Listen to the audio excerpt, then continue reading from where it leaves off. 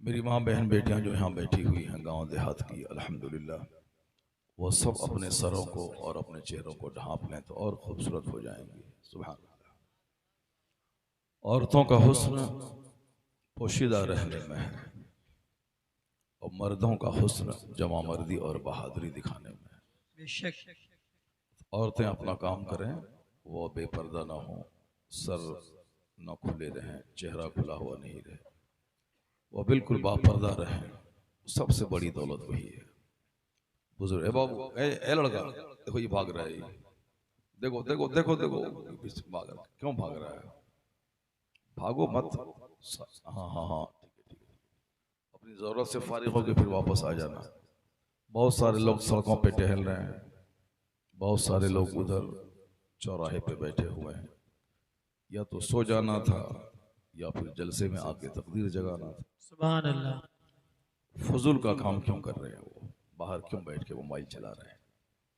आज सारी दुनिया एक एक मिनट की कीमत समझ रही है और वक्त की जो कदर नहीं करता है, वक्त उसे जलील और बेकदर कर देता है।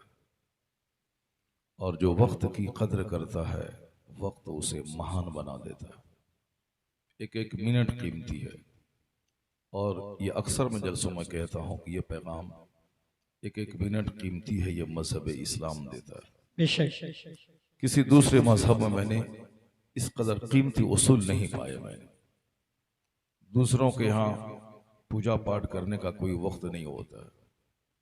जब मन में आया कर लिया, जब मन में आया छोड़ दिया। कोई टाइम टेबल नहीं रहता उसका। जब मन में आया झूमा नाचा गया और जब मन में आया छोड़ दिया। मगर हमारे यहाँ आप देखेंगे 1 महीने के बाद सहरी का आखिरी वक्त होता है 4:10।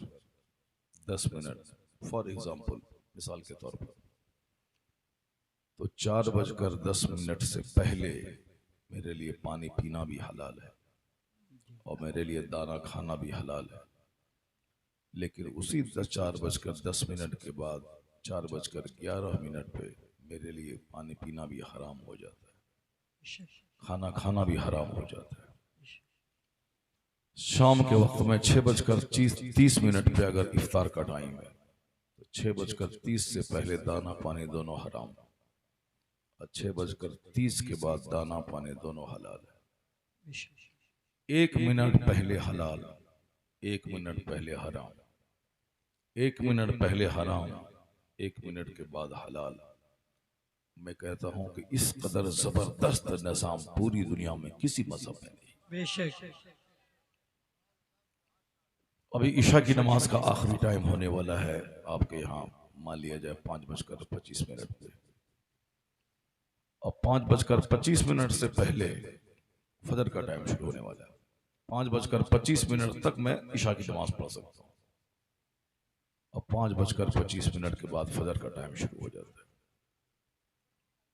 अब आप समझ सकते हैं कि 1 मिनट पहले ईशा की नमाज अगर सही टाइम टेबल हो तो 1 मिनट के बाद फजर की नमाज। सारी जिंदगी, सारा साल 360 दिन आप मैदान अरफात में जाके बैठ जाएं, नहीं होगा हज। अब हाजी नहीं कहलाएं। जी। जिलहिज्जा की 9 तारीख को आफताब ढल जाने के बाद हालत एहराम में 1 मिनट भी आप अरफात में बैठ जाएं या अरफात की फजाओं से गुजर जाएं, आप हाजी हो गए। बेशक। 8 जिलहिज्जा तक आप बैठे अरफात में, नहीं है हाजी आप। 9 तारीख को ही हज होगा, 8 को नहीं। अब आप समझ सकते हैं कि एक दिन, एक तारीख, एक जगह पर किस कदर वक्त की पाबंदी का राज पिन्हा है। ज़कात फर्ज होती है इस माल पे साल गुजर जाए। साल गुजर जाने से पहले अगर आपने अपना 1 करोड़ रुपए का जेवर अपनी बीवी को दे दिया तो आप पर ज़कात फर्ज नहीं, साल नहीं गुजरा उस माल। जी। अब उनके पास ये माल 9 महीने, 8 महीने, 10 महीने, 11 महीने तक रहा, 50 करोड़ रुपए का जेवर, जबकि 1 लाख रुपए में 2500 रुपए ज़कात निकाली। जी। 1 करोड़ में 2.5 लाख रुपए ज़कात के। अब मेरे पास 50 करोड़ रुपए हैं, मैंने वो रुपए साल लगने से पहले अपनी बीवी को दे दिए। हम पर ज़कात फर्ज नहीं, साल ही नहीं लगा जी। अब बीवी उसकी मालिक हो गई, वो 11 महीने के बाद फिर वापस हमको दे दिया, उस पर भी ज़कात फर्ज नहीं। सुभान अल्लाह। ऐसा आप लोग मत कीजिएगा, क्योंकि ज़कात से बहुत सारे गरीबों के चूल्हे जलते हैं, बेशक और ज़कात से बहुत सारे मदरसे चलते हैं। बेशक। ज़कात एक ऐसा सिस्टम है जिसकी वजह से आज सारी दुनिया मुझसे सीख कर यतीम खाने चला रही है। सुभान अल्लाह। अनाथालय, स्कूल, कॉलेज और गरीबों के इदारे चला रहे हैं। हमने लोगों को मसाज दिया है कि अमीरों से माल लिए जाएं और गरीबों में खर्च किए जाएं। बेशक। ये हुजूर ने कहा है कि अमीरों से माल लिए जाएं और गरीबों में खर्च किए जाएं। ये ज़कात का सिस्टम है। मैंने एक कानून बताया आपको कि उस माल पे ज़कात फर्ज है जिस पे साल गुजर जाते हैं। किस कदर वक्त की अहमियत है, पंक्चुअलिटी। इस टाइम में आज फौज में जाके देखें, 4 बजे उठना ही उठना है, 1 घंटे एक्सरसाइज करना ही करना है, और जहां बिगुल बजा फौरन सबको अपने कमांडर के सामने खड़ा हो जाना है। ये सिस्टम आप हज में देख सकते हैं। मैदान अरफात में हाजी हैं, मगरिब की नमाज नहीं पढ़नी, 50 लाख की सारी फौज मैदान अरफात से कूच कर जाना है, फजर से पहले पहले सबों को मुज़दलिफा पहुंच जाना है। 50 लाख की फौज कमोबेश। अब मुज़दलिफा में चाहे आखिरी टाइम में क्यों ना पहुंचे, वहां मगरिब और इशा की नमाज दोनों वहां पढ़नी। फिर वहां से सारी फौज आफताब के तुलू होने से पहले कूच करना, मीना जाना है। मीना में जाके सबसे पहले बड़े शैतान को पत्थर मारना है, दूसरे और तीसरे को नहीं। उसके बाद सारी फौज जाएगी, कुर्बानी करेगी, सर के बाल काटेगी। फिर सबों को लौट के जाना है मक्का, खाने काबा का तवाफ करना है, तवाफ फर्ज जो तवाफ है। फिर वहां से लौट के मीना आना है। फिर तीनों कंकड़ को दूसरे दिन पत्थर मारना है, फिर वहीं कैंप करना है। 50 लाख की फौज अभी अरफात में। अब वो सारी फौज कुछ देर के बाद मुज़दलिफा में। दुनिया में क़यामत तक जहां की भी आर्मी हो, चाहे अमेरिका की हो या हिंदुस्तान की हो या चाइना जापान की हो, जहां की आर्मी में डिसिप्लिन, वक्त की कद्र, टाइम टेबल की रिस्पॉन्सिबिलिटी और अपने कमांडर के कहने पे मार्च करना जहां कहीं भी होगा, ये तरीका मजहब इस्लाम से लिया गया होगा। सुभान अल्लाह। और यह एहसान इस्लाम का है कि माँ की गोद से लेकर कब्र की गोद तक जिंदगी के जितने डिपार्ट हैं, जिंदगी के जितने शोबे हैं, जितने भी मामलात हैं, हर मामलात की रहनुमाई मजहब इस्लाम फरमाता है। सुभान अल्लाह। From the cradle to the grave, माँ की गोद से लेकर कब्र की गोद तक जिंदगी का कोई ब्रांच ऐसा नहीं छोड़ा। अगर मुझे आप इजाजत दें तो मैं एक वो ब्रांच बता दूं जिस पर जुमा में भी खिताब नहीं होता है, जिस पर ईद बकरीद में भी खिताब नहीं होता है, जिस पर आम तौर पर जलसों में खिताब नहीं होता है, चूंकि उस डिपार्ट का ताल्लुक शर्म हया और पर्दे से है। और हदीस में कुरान शरीफ में आया कि इन्नल्लाह ला यस्तही, अल्लाह ताला हक बयान करने से नहीं शर्माता है। और हदीस पाक में वो सब कुछ आया है। यानी आप ये जान लें कि आज मैं सारे डिपार्ट को टच नहीं कर पाऊंगा। वही तालीमात जो मजहब इस्लाम की हैं, उसी में से चंद बातें जो आप जान चुके होंगे तो उसको रिमाइंड में करवाऊंगा, जो नहीं जानते होंगे तो फिर मैं पहली बार में आपसे कह रहा हूँगा। और मुझको मालूम है कि इस्लाम में जो जुमा के खिताब का सिस्टम है, जो फर्ज करार दिया गया है, उसकी वजह से हर मुसलमान का बच्चा इस्लाम की बहुत सारी बातों को, उसी खिताब को सुन सुन करके जान लेता है। दूसरे लोग जाहिल रहें, चूंकि उसके यहाँ कोई सिस्टम नहीं है जुमा के वीकली खिताब का कोई सिस्टम नहीं है। जैसे हिंदुओं के यहाँ वीकली इज्तिमा का कोई सिस्टम नहीं है कि मोहल्ले के सारे गैर मुस्लिम इस मंदिर में जमा हो जाए और उसका पंडित वहां जमा हो जाए और वह पंडित अपने मानने वालों को कुछ प्रवचन करे, कुछ समझाए। यह उनके मजाज पे है। साल 2 साल 5 साल में जैसे यहाँ जलसा हमारे यहाँ हो गया, उसी तरह उसके यहाँ भी एक इज्तिमा हो जाता है, एक प्रवचन हो जाता है। अब पंडित जी उनको समझा देते हैं वीकली कंपल्सरीली, चाहे आंधी आए, तूफान आए, जलजला हो, कुछ भी हो, जुमा की नमाज पढ़नी ही पढ़नी है। जी। और उस जुमा में खिताब करना ही करना है। जोहर की नमाज जहां चाहा पढ़ लिया, जुमा की नमाज जहां चाहा, ये जुमा की नमाज नहीं होगी। जोहर, असर, मगरिब, इशा, फजर बगैर तकरीर के पढ़ लिया, ना नमाज से पहले ना नमाज के बाद, कोई जरूरी नहीं है, नमाज हो जाएगी। मगर जिस तरह बगैर वजू के नमाज नहीं होती है, उसी तरह बगैर खुतबे जुमा की नमाज नहीं होती। बेशक, सुभान अल्लाह। इस फिलॉसफी को अगर आपने समझ लिया तो फिर कभी नहीं बोलेंगे जलसा कराने से क्या फायदा है, जी। कभी नहीं बोलेंगे इतना बड़ा पिंडाल सजा के आलिमों को बोला कि वाज कराने से क्या फायदा है। हर सबका चेहरा अलग अलग होता है, सबका दिल अलग अलग होता है, सबकी सोच अलग अलग होती है। समाज में 100 लोग हैं, 100 तरह का चेहरा है, 100 लोग हैं, 100 तरह की सोच है। अच्छे लोग हमेशा अच्छी महफिलों को सराहते हैं। कम से कम एक दिन 1000, 2000, 10,000 मुसलमान मिल बैठकर अपने खालिक का जिक्र तो कर लें, अपने कुरान करीम की आयतों की तफसीर और तौज़ीह तो सुन लें, मुस्तफ़ा की हदीस सुन लें। जहाँ 50-100 मुसलमान जमा होते हैं वहाँ ज़रूर एक अल्लाह वाला होता है, और जहाँ 100 आलिम रहें ज़रूर उस इलाके का कोई ना कोई कुतुब अब्दाल होता है। सुभान अल्लाह। अब इसी जलसे के बहाने मुसलमानों का चेहरा देखने को मिलता है, इसी जलसे के बहाने मुसलमानों के बीच मिलकर बैठने का मौका मिलता है। न जाने इतने लोगों में से कौन अल्लाह के वली है, किसी को खबर नहीं। मैं 50 बार दुआ करता रहता हूं, दुआ कबूल नहीं होती।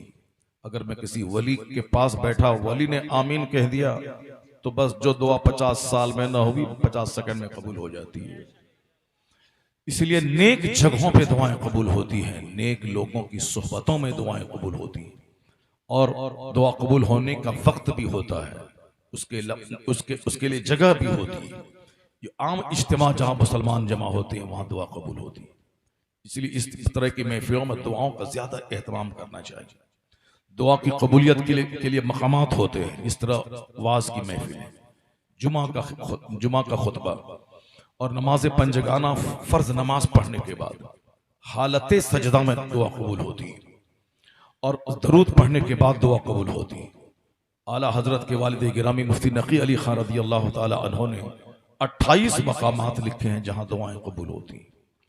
उसमें से एक है मैदान अरफात, एक है वादी मिना, एक है मुज़दलिफा, एक है खाने काबा के इर्द गिर्द मताफ जहाँ तवाफ किया जाता है, एक मस्जिद हराम है जो खाने काबा के चारों तरफ जो दालान नुमा मस्जिद है, और एक खाने काबा के पास में भी कुछ ऐसे मकामात हैं जहाँ दुआ कबूल होनी ही होनी है। जैसे बाब काबा है, दरवाजे के सामने एक मुहदीम है, मुल्तज़म है, मिज़ाब रहमत के नीचे है, पिछली जो दीवार है मुस्तजार, वहाँ गेट नुमा बना हुआ है, गेट है नहीं मगर गेट नुमा बना हुआ है, आप गौर से देखेंगे उसको, वहाँ दुआ कबूल होती है। और खाने काबा का जो दक्षिणी हिस्सा होता है, जहाँ रुकने यमानी और रुकने अस्वद के बीच में, जहाँ 70,000 फरिश्ते आमीन कहने के लिए हर वक्त तैयार रहते हैं। इसलिए वहाँ सारे मुसलमान रब्बना आतीना फिद दुनिया हसना व फिल आखिरति हसनतुम व क़िना अज़ाबन्नार ये दुआ पढ़ते हैं, इसमें दुनिया और आखिरत की सारी भलाइयों की दुआ मांगी जाती है। और मदीने में बकी शरीफ में दुआ कबूल होती है, उहद पहाड़ पे दुआ कबूल होती है, मस्जिद नबी में दुआ कबूल होती है, मस्जिद फतह में दुआ कबूल होती है, मस्जिद खंदक में दुआ कबूल होती है, मस्जिद गमामा सामने है जहाँ ईद की नमाज पढ़ी जाती है, सरकार ने पढ़ी थी, वहाँ दुआ कबूल होती है। और रोज़े रसूल पे दुआ कबूल नहीं होगी तो फिर कहाँ होगी? होते कहाँ खलीलो बिना काबाओ में ना, लौलाक वाले साहिबी ये सब तुम्हारे घर की है। जाने कायनात है मुस्तफ़ा, रूहे कायनात है मुस्तफ़ा, बासी तख्लीक कायनात है मुस्तफ़ा। आकाए दो जहां के आने के बाद ही पता चला कि अल्लाह एक है। हुजूर ने ही कहा कि कुरान अल्लाह का कलाम है, हुजूर ने ही कहा कि काबा अल्लाह का घर है, हुजूर ने बताया कि मरने के बाद जन्नत और जहन्नम है, सरकार ने कहा कि कब्र में फरिश्ते आएंगे तो उससे सवाल जवाब करेंगे। यानी ये सारे अकायद तो हुजूर से मिले, हुजूर ने ही कहा कि अल्लाह है। हुजूर ने कहा क़यामत का दिन कायम होगा, तुझसे हिसाब लिया जाएगा। राई के दाने के बराबर जो कुछ तुमने दुनिया में किया सब कुछ का हिसाब लिया जाएगा। ये मत समझना कि मैं बेलगाम हूं, अभी हम पर जलजला नहीं आता है, अभी हम जमीन में नहीं धंसते हैं, अभी हमने नमाज छोड़ दी, कुछ नहीं हुआ। ये आजमाइश के दिन है, ये आजमाइश का लम्हा है, ये आजमाइश की दुनिया है, ये काम की दुनिया है। यहाँ बदला नहीं है कि अभी शराब पिया तो अभी जमीन में धंस जाए, अभी जिना किया तो आसमान से पत्थर बरसाए, अभी झूठ बोला तो मुंह में लकवा मार दे। नहीं नहीं, यहाँ अल्लाह ने छूट दी। हर जुमा के दिन खुतबा रज़विया में एक हदीस पढ़ी जाती है, ए अमल माशी था। ए लड़का, ए सफेद, बैठ, रुको उसको,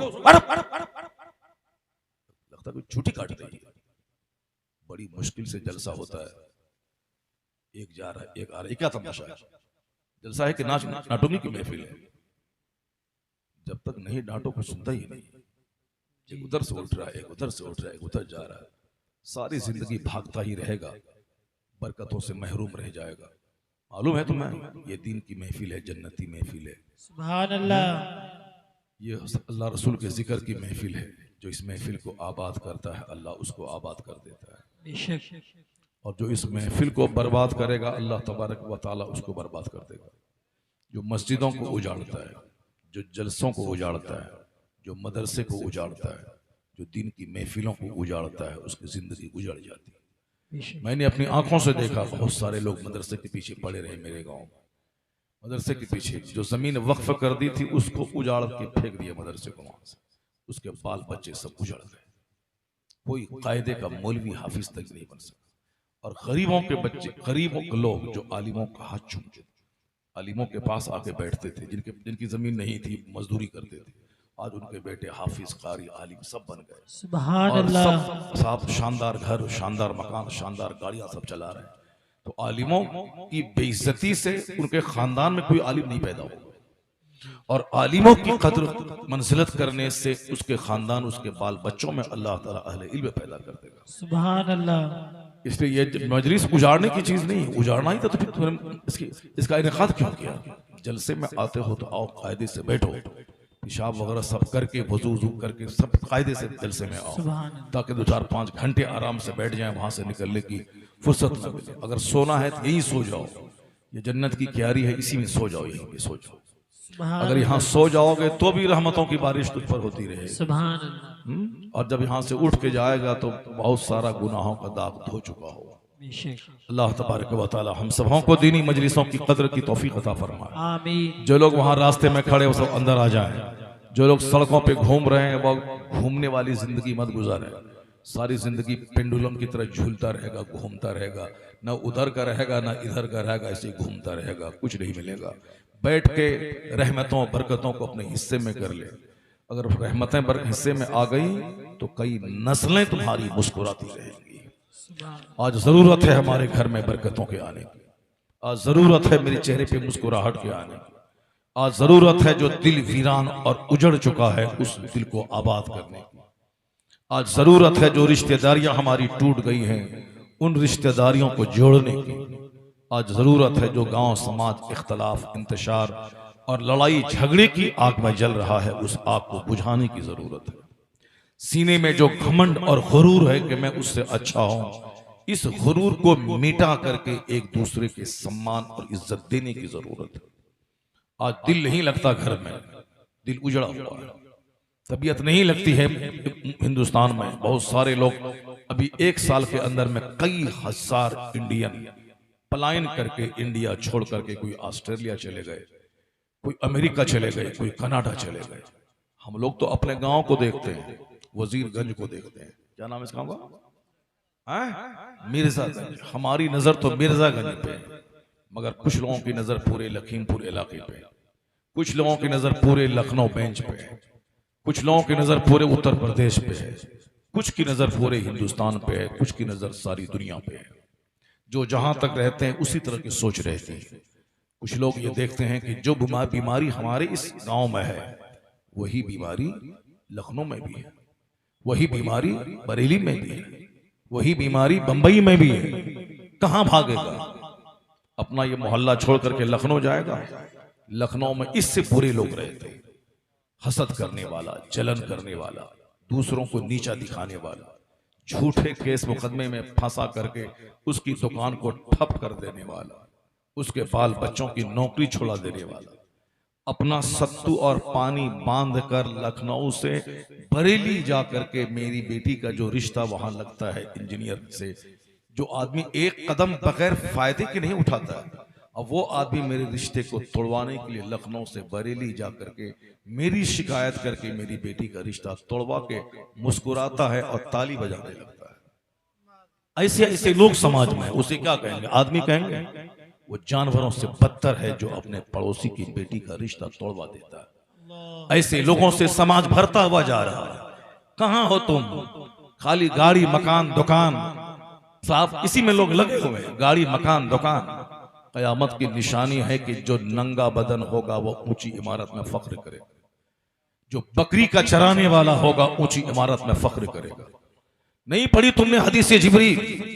बुखारी शरीफ की सबसे बड़ी हदीस हदीस जिब्रील, जिसमें आया है अंतलदल अमत रब्बतहा, जब देखना कि बांदियां अपने मालिक को जन्म दे रही हैं तो कयामत का इंतजार करना।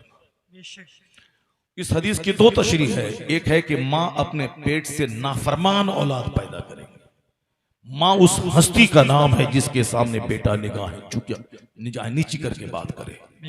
माँ के पांव के नीचे जन्नत है। माँ से ऊंची जगह ना बैठे, माँ से तल्ख लबो लहजे में बात ना करे, ये बेअदबी है। एक गुलाम की तरह बात करे अपनी माँ से और अपने बाप से। लेकिन आज देखें, एक बेटा जो माँ को पालता है, खिलाता पिलाता है, कपड़े देता है, वो कभी कभी गुस्से में आके आंख दिखा के कहता है खबरदार ठीक से रहो वरना बहुत बुरा हो जाएगा।